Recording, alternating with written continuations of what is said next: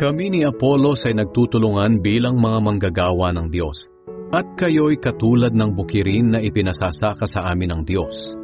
Maihahalin tulad din kayo sa isang gusali na kanyang itinatayo, at ako naman bilang dalubhasang tagapagtayo ang siyang naglagay ng pundasyon, ayon sa kakayahang ibinigay sa akin ng Diyos.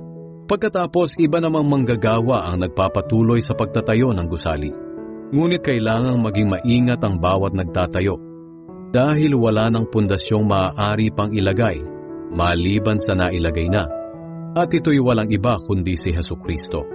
May magtatayo sa pundasyong ito na gagamit ng mabuting klase ng mga materyales gaya ng ginto, pilak at mamahaling bato.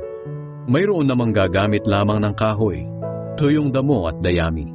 Ngunit sa araw ng paghuhukom, makikita ang kalidad ng itinayo ng bawat isa dahil susubukin ito sa apoy. Kung ang itinayo ay hindi masusunog, tatanggap ng gantimpala ang nagtayo. Ngunit kung ito na may masunog, wala siyang tatanggaping gantimpala. Ganoon pa man, maliligtas siya. Ngunit tulad lamang ng isang taong nakaligtas sa sunog na walang nailigtas na kagamitan.